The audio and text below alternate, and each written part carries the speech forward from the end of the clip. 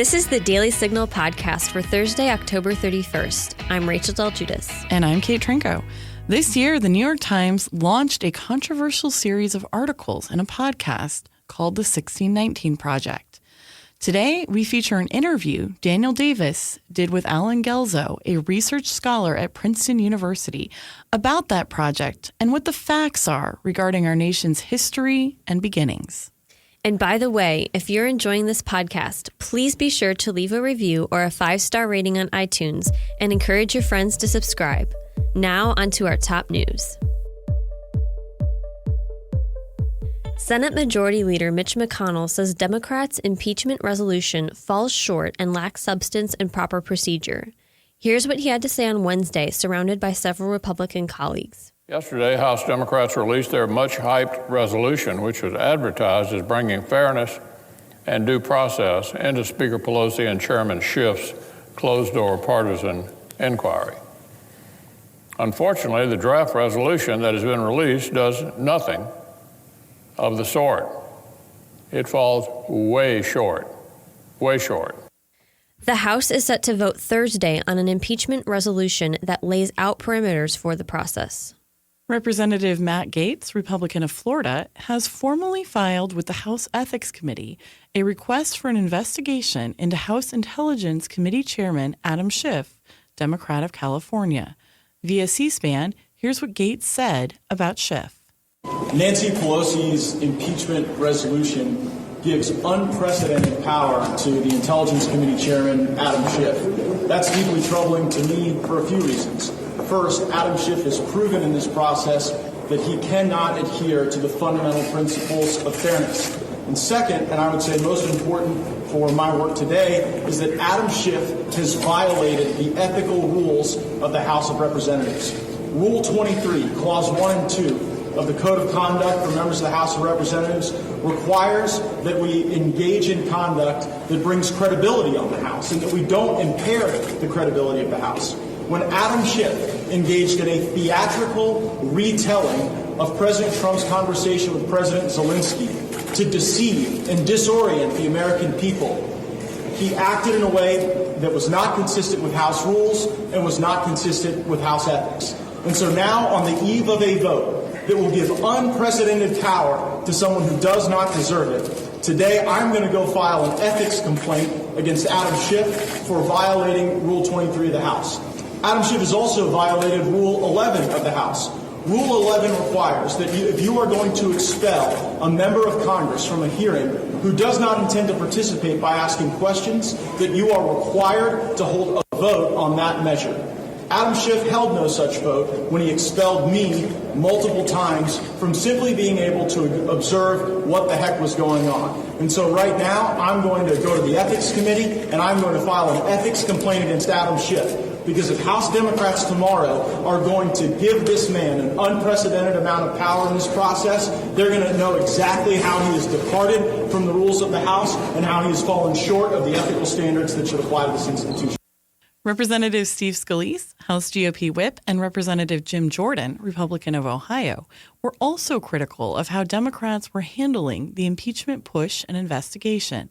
Here's what they had to say late Tuesday via Fox News. Please, just don't want to miss this. Hang on here. Let's drop in the Republican from Louisiana. To run a one-sided Soviet-style process that we've never seen before. This isn't like Benghazi. This isn't like anything else. This is an impeachment inquiry. And in fact, Speaker Pelosi's resolution confirms that it's an impeachment inquiry, yet every other impeachment inquiry we've had in the history of our country, all three, have allowed both sides to call witnesses, have allowed the White House to participate. That's not happening right now. And in fact, not only is it happening, but I think it's important for Jim Jordan to note what just started happening today in this committee, where they're trying to impeach a president behind closed doors without any due process.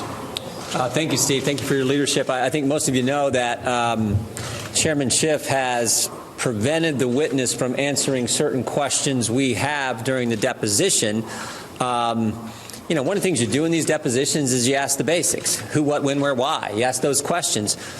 When we asked the whistleblower who he spoke to after important events in July, Adam Schiff says, no, we're not going to let him answer that question. Even though at the start of every one of these depositions, and you all know this already, Every one of the start of every single one, he says this is not classified. He tells us that.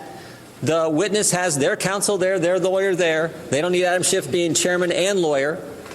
A nominee for the Ninth Circuit Court of Appeals got emotional Wednesday when addressing remarks that he might not be unbiased when working with those who identify as LGBTQ. Lawrence Van Dyke told Senator Josh Hawley of Missouri through tears that his commitment to fairness as a judge should not be called into question. The letter also says that you would not commit to being fair to litigants before you, notably members of the LGBTQ community. Can you speak to that? Did you say that you wouldn't be fair to members of the LGBT community? Senator, that was the part of the letter.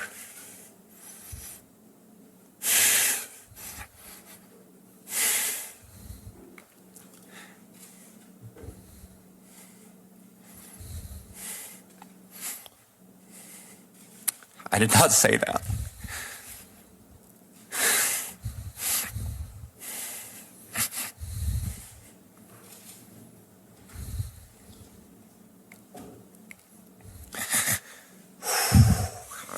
I apologize. It's all right.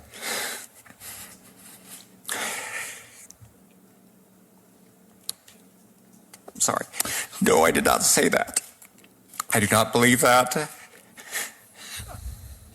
It is a fundamental belief of mine that all people are created in the image of God. They should all be treated with dignity and respect. Senator. Can you commit today to this committee that you will treat, if confirmed, that you would treat every litigant who came before you with respect and with dignity? Absolutely, Senator. I would not have allowed myself to be nominated for this position if I did not think I could do that. Including members of the LGBT community and any other community that has been historically disadvantaged in this country? Absolutely, Senator. Appearing on Fox and Friends, Dr. Michael Baden, formerly a New York City medical examiner, who says he was present at the autopsy of Jeffrey Epstein, suggested there was a reason to believe it wasn't a suicide. Well, I was asked by the brother, the next of kin, to be at the autopsy. And at the autopsy on day one, there were findings that were unusual for suicidal hanging and more consistent with ligature homicidal strangulation, which included... And it was suggested at the time that he committed suicide by doing what? By hanging. At the time he was found allegedly hanging by a homemade ligature of sheets. Are you saying you don't think it was suicide? I think that the evidence points toward homicide rather than suicide. Why? Dr. Barbara Sampson, chief medical examiner for New York City and the doctor involved in the original ruling that Epstein's death was a suicide, maintained it was a suicide. Sampson told the New York Times, "I stand firmly behind our determination of the cause and manner of death in this case." Former President Barack Obama had some harsh words on Tuesday for those who consider themselves politically woke during his summit at the Obama Foundation in Chicago. Here's what he had to say. And you're never going to, this idea of purity and you're never compromised and you're always politically woke and all that stuff. You should get over that quickly. The world is messy. There are ambiguities. Yep. People who do really good stuff have flaws. Right. People who you are fighting may love their kids and, share certain things with you. Next up, we'll feature Daniel's interview with a research scholar at Princeton about the 1619 Project from the New York Times.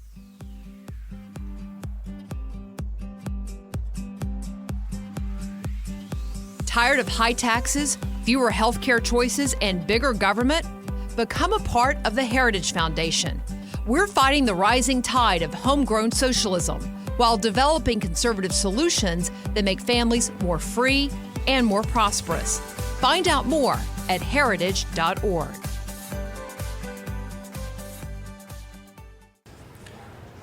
Well, I'm joined now by Dr. Alan Guelzo, who serves as Senior Research Scholar in the Council of the Humanities at Princeton University, where he also serves as Director of the James Madison Program's Initiative in Politics and Statesmanship.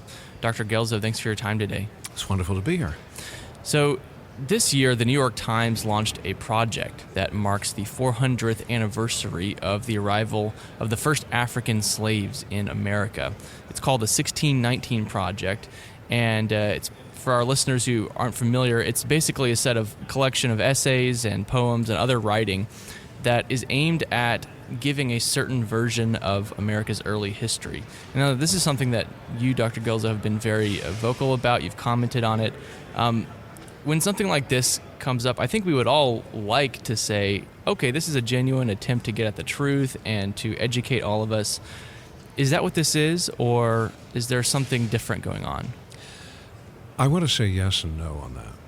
To a certain degree, yes, the 1619 Project is a healthy contribution in the sense that it redirects our attention to the fact that running through American history, there has been a very ugly current, and an ugly current linked to race and linked to slavery. And there are many ways in which the American experience has been more dependent on that ugly current than we've often wanted to admit. And if the 1619 Project does have a positive outcome, it'll be this. It will compel Americans to come to grips with one of the more, if not the most, unpleasant and difficult aspects of our history. Now, having said that, the question is, does the 1619 Project and everything that lies behind it also commit its own follies? And I think it does. Largely follies of overreach and sometimes follies of naivete. It's also not exactly an immediate discovery, in the sense that the 1619 Project is itself the reflection of a number of years of historical work that is done previously on its behalf by a number of historians, sometimes called the new historians of capitalism. And among these new historians is a determined effort to link the rise of capitalism with the rise of slavery, as if to say that capitalism itself is a form of slavery, slavery is a form of capitalism. The ultimate goal there is fundamentally to tarnish capitalism. Right. That is not all that discreet. And it has to be said that it's asking us to believe something that no one at the time believed, that no one at the time saw, and yet which is given credibility today because if people can say, well, slavery is a terrible thing, and yet capitalism was somehow connected to it. If we can say that, then somehow we can, apparently, apply that tarnish to capitalism. As I say, there's an element, though, of naivete, which enters into that scholarship and also enters into the 1619 Project, which depends on it. And I think the naivete lies largely in how capitalism is defined, because these are people who define capitalism in a way that no one has really defined capitalism before, certainly not any way that even Karl Marx defined capitalism. It also depends on a naivete that says if capitalism had any kind of use, any kind of employment, any kind of connection whatsoever with slavery, it's therefore somehow tainted with slavery and is slavery. And a moment's reflection will show the naivete of that. The Soviet Union, for instance, no one would accuse that of being a capitalist enterprise, anything but. And yet the Soviet Union traded on world markets for goods and services.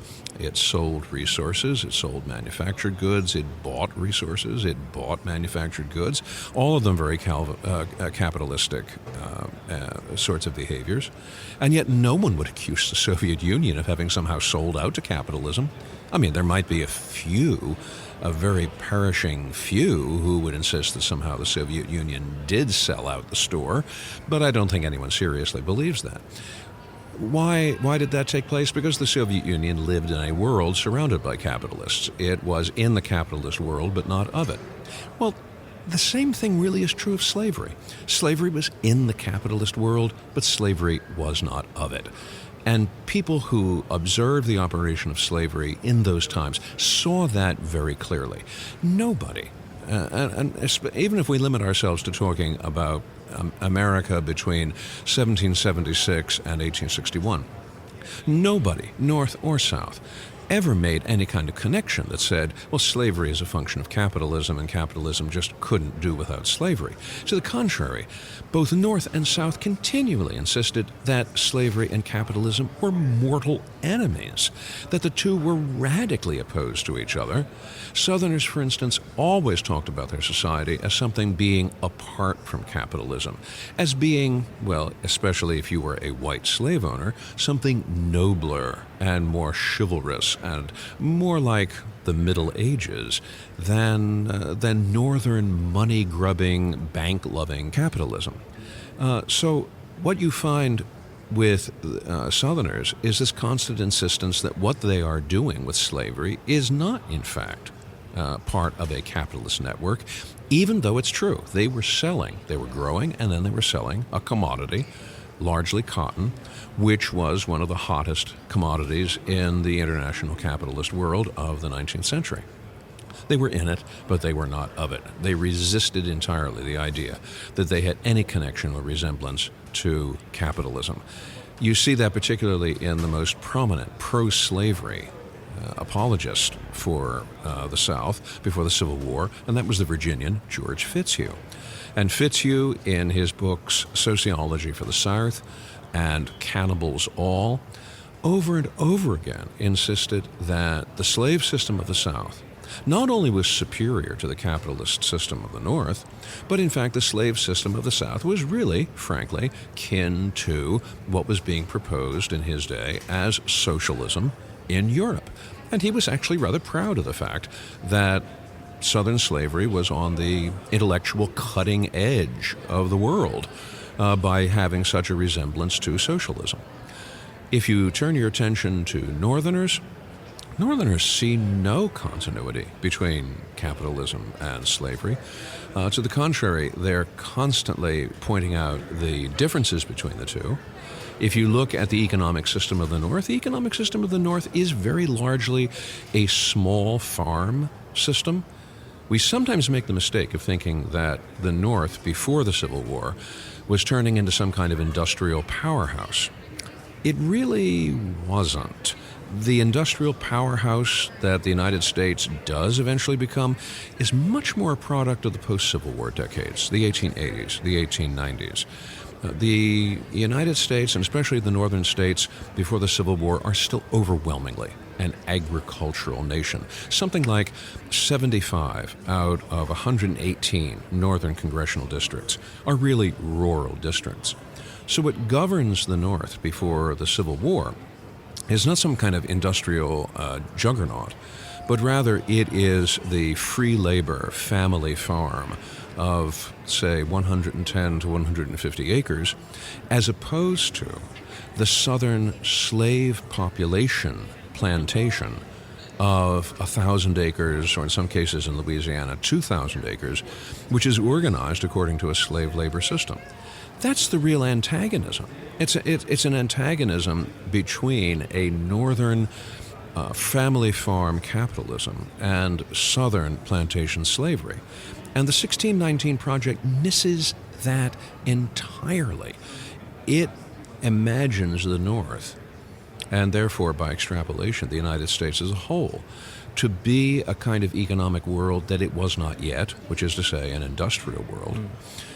And what's more, it misses entirely the distinctions drawn by Northerners and Southerners alike between their economic systems, in which there was no sense of any kind of comity between the Southern slave system and Northern free labor capitalism. No one saw this clearer, by the way, than the anti-slavery president, in this case Abraham Lincoln, because Lincoln always advertised himself as an apostle of free labor, Free labor in this case being a phrase that is almost coterminous with capitalism. The word capitalism, by the way, is not yet an invention of the 1850s. When people talked about capitalism in the 1850s, what they really used was the term free labor. Well, Lincoln is an apostle of free labor. He holds up free labor as the model of growth. It is what the United States is supposed to be. And it has nothing, it shares no ground whatsoever with slavery. If you consult the people who were living then, the ways they lived, the ways they produced, then a great chasm opens up beneath the 1619 Project, because the real world that existed then simply does not look like the world described by the 1619 Project.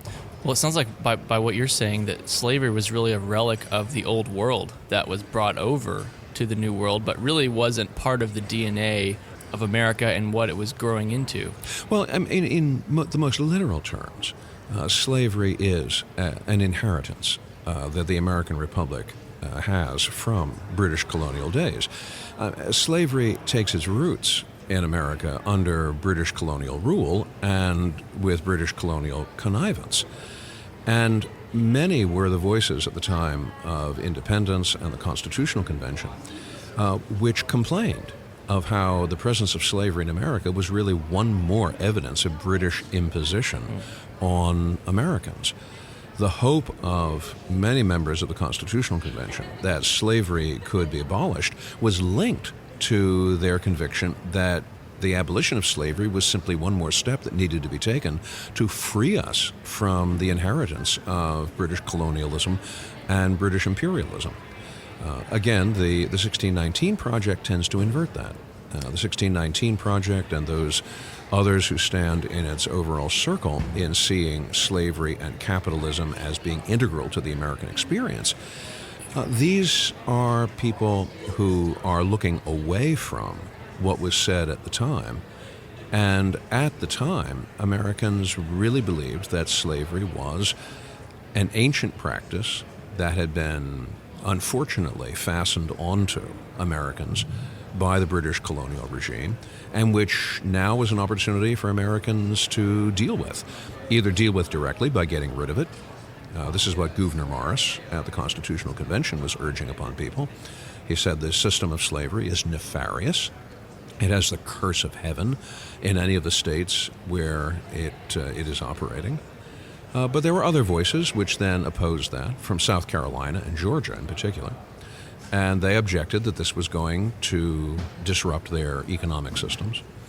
At which point voices from the North, not the South, but voices from the North, especially from Connecticut, interposed and said, well, look, slavery is a dying institution.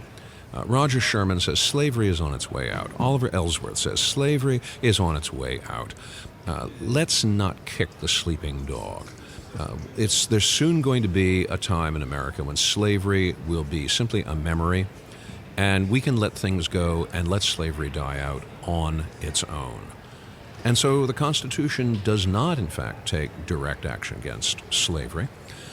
What it'll do is it will decline to mention slavery. The word slavery doesn't occur anywhere in the Constitution. And those points at which the Constitution might have pointed towards it, the authors of the Constitution want to employ euphemisms. Well, that's not a mistake.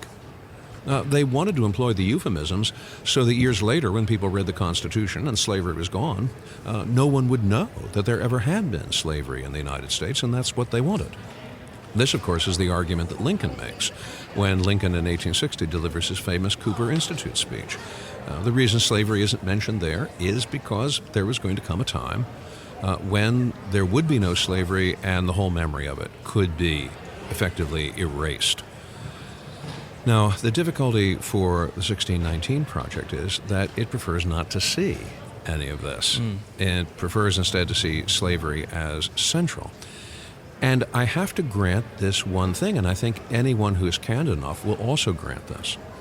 Despite the expectation of the founders that slavery was a disappearing institution, two major events brought it back to life. One was the Industrial Revolution in Britain. The Industrial Revolution in Britain is largely built around the production of cotton textiles. Well, Britain doesn't grow cotton naturally. Where are you going to get cotton? Oh, dear. The single spot on the face of the earth most congenial in its soil and its climate to growing cotton was the American South. Up until 1800, cotton growing in the American South had been pretty much a secondary kind of agricultural pursuit. After 1800, it takes off as the hunger of Britain's textile mills demands more and more and more and more cotton, to the point that by 1860, cotton accounts for more than a quarter of all American commodity exports. Cotton is one of the chief items of consumption internationally. It is the white gold of the transatlantic economy by the middle of the 19th century, and that's largely because of British demand for it. And this suddenly puts profitability back behind cotton growing and the slave labor that was used for it. And when you have profitability, sometimes what you get is excuse mongering, and that is exactly what Southerners did. They made excuses for what they were doing. It was wrong. It was an evil. And it was an evil that was part of this being in the capitalist system, although not of it. Because what makes cotton profitable is the ability to sell cotton on foreign markets in Birmingham, in Manchester, in Liverpool. That piece of things, the 1619 Project has right, but only that piece. From that, you cannot extrapolate the idea that slavery is a capitalistic system. Slavery took advantage of capitalism. And then, once it pocketed the profits, like the old Soviet Union, it turned around and went its merry, uncapitalistic way. So if the 1619 Project is successful in what it's trying to do, in the narrative it's giving, what effect do you think that would have on our country, as a republic? If I were to take the 1619 Project purely at its word, with no qualifications, then I would have to assume that the American experiment from the very start was a hideously flawed mistake, that the American Republic was guilty of a crime or crimes so infamous that the only thing worse than that would have been outright genocide. Well, if that is the case, that taints everything that was done by the American Republic. It taints the Constitution. It taints the laws. It taints the history. It even taints the history of what we did to get rid of slavery in the Civil War, because it means that in the Civil War, we would have to say that the purpose of the Civil War somehow was something other than dealing with slavery. There are some people who would say that, too. We have to work our way around all of these things and somehow come up with the idea that because everything that is now successful in America is somehow built upon the bones of slavery, we must therefore see that everything that we have done is an act of guilt, an act worthy of guilt, for which we should utter apologies rather than take any kind of pride or satisfaction, much less hold up as some kind of example, democratic example, to other nations. That completely inverts the purpose of what we're doing. By that logic, we would have had no right to complain of Imperial Germany in World War I. We would have had no right to complain of Nazi Germany in World War II. Because by the logic of the 1619 Project, what was the United States built upon except the very same things that Nazi Germany was doing, except they were doing it based upon a different definition of race than we were doing it, but still doing very much the same thing. It converts the entire history of the United States into an exercise in hypocrisy. Some people may be confident and very happy with that. I think that it marches directly opposite to the realities of that history, and certainly suggests that today we are in a position internationally where we should have nothing to say to anyone about anything, but perhaps fold up on our own and just go very quietly into a corner and make no testimony whatsoever about right or justice or democracy. I'm not sure that we should do that, and what's more, I think the 1619 Project is asking us to assume a burden of guilt which is not only unjustified, but which, in fact, would be toxic, both for those on whom it sits as a burden, but also for those who have put it forward. Because at the end of the day, there is really no end to the manufacture of guilt.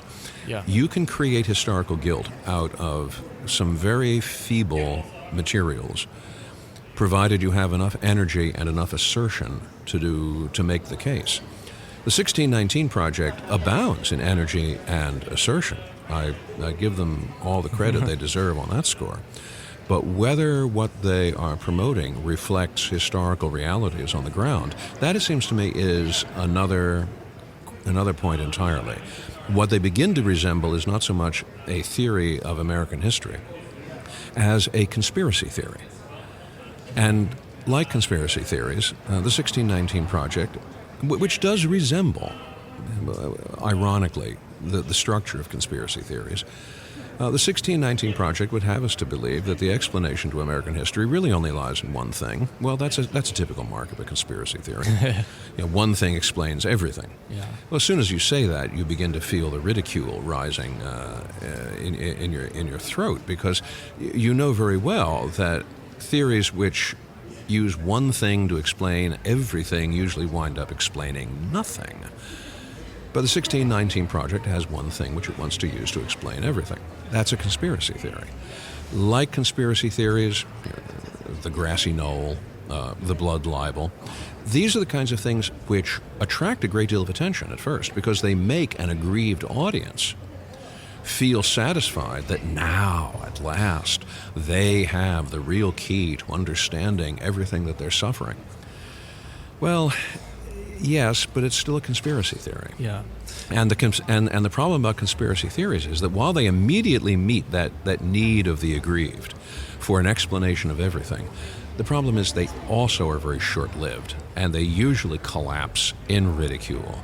And if the 1619 Project wants to reflect seriously on what its future impact is liable to be, it needs to reflect seriously on what the future of conspiracy theories has usually turned out to be.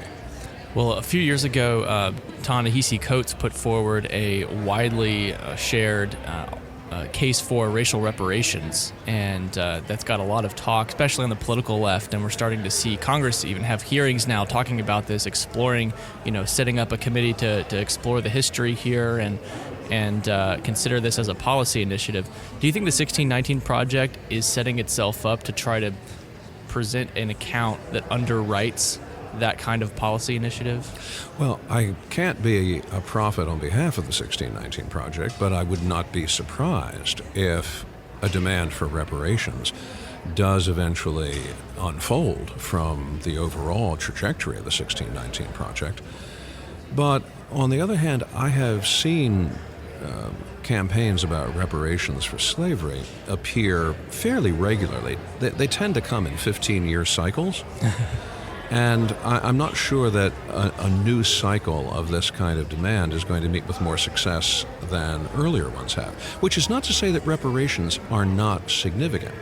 We have seen in our lifetimes a number of reparations programs which meet a meaningful demand. We have seen this, for instance, in the case of Germany, dealing with reparations for the families of Jews who suffered in the hands of the Holocaust. We have seen other reparations programs that are put in place, although usually what you have in any kind of workable reparations environment is you have a body of people who are still alive, who have suffered harms, and who can be recompensed for those harms, right. Harms which can be calculated in some reasonable fashion. Among the problems that we face in terms of slave reparations is that we are now 155 years or so away from slavery. We are generations away from slavery. And trying to calculate what those reparations should be becomes simply an exercise in imaginative fiction. We just don't know. Another problem that is posed for reparations concerning slavery is the question of who is going to be held responsible, who is going to pay for this. Well, should, for instance, the federal government assume the responsibility of paying slave reparations? Well, the question then becomes why? The federal government never enslaved people. Slavery was always a matter of state law and state regulations. So the federal government didn't have a slave code. The federal government didn't have slave laws. The federal government, therefore, was not an owner of slaves. Why then should the federal government be held responsible? All right, then let's shift. Maybe we should hold the states responsible. And what jumps to mind right away is a parallel, for instance, to the tobacco settlement. Let's hold some states. Let's hold the states that were responsible for slavery. Let's hold them to account for reparations. All right, fine. The difficulty there is that you will find that the state of Pennsylvania actually legalized slavery for a longer period of time than the state of Alabama. So we would be in the well-nigh ludicrous situation of assessing Pennsylvania, which was otherwise, as we understand it, a free state. Right. We would end up assessing Pennsylvania more for slave reparations than we would Alabama, which attempted to destroy the Union in the defense of slavery. All right, so there's a conundrum. All right, well, if not the federal government and the states, maybe the individuals who own slaves or their descendants. Well, you have two problems there. One is tracking down the descendants and assuming that those descendants who were the descendants of slave owners actually have the means to pay those reparations. There's no guarantee of that. The other problem is in the DNA of the slaves themselves, because on average, an ordinary African American is actually about 20% white. And this is because of the peculiar twisted history of slavery itself, which involved rape, miscegenation, all kinds of horrors this way. The power of white male slave owners over female black slaves produced large populations of mixed-race people whose parents, of course, one was a slave, but the other was a slave owner. Well, that means that your ordinary, and I'm speaking on an average basis here, your average African American is a descendant of both slaves and slave owners. If we are going to assess the descendants of slave owners for reparations, then we would end up having to assess many people who are also the descendants of slaves. And what kind of a situation is that? So reparations for slavery resembles a plank 10 feet long placed over a chasm 10 feet wide. I mean, it looks good, but the moment you try to put a foot on it, down it goes. It also forgets, and this I think is the final thing, it forgets the thing that in a sense this country did pay reparations, and it paid them in the coinage of blood in the Civil War.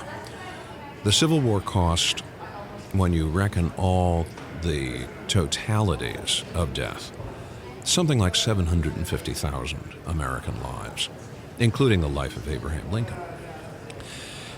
When you ask about reparations, when you ask about payment for slavery, there's a very real sense in which the Civil War itself was such a payment in blood.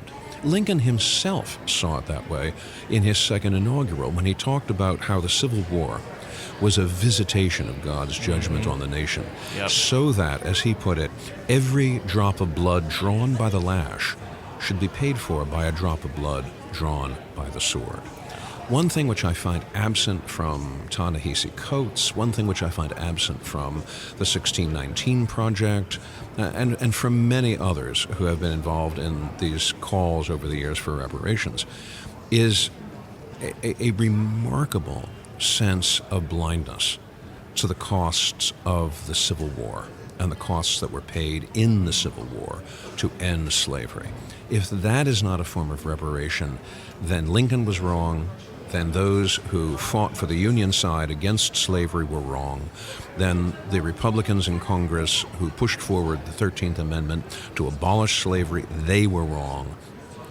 As soon as you have begun toting up the number of people that you are going to set down as being wrong, then the questions tends to swivel back to you, and maybe there is a problem with the question you are posing in terms of slave reparations. It was such an important discussion. Dr. Guelzo, thank you so much for your time today. Okay, thank you. And that'll do it for today's episode. Thanks for listening to the Daily Signal podcast, brought to you from the Robert H. Bruce radio studio at the Heritage Foundation. Please be sure to subscribe on iTunes, Google Play, or Spotify. And please leave a review or a rating on iTunes to give us any feedback. We'll see you again tomorrow. And of course, have a happy Halloween. The Daily Signal podcast is executive produced by Kate Trinko and Daniel Davis. Sound design by Lauren Evans and Thalia Rampersad. For more information, visit dailysignal.com.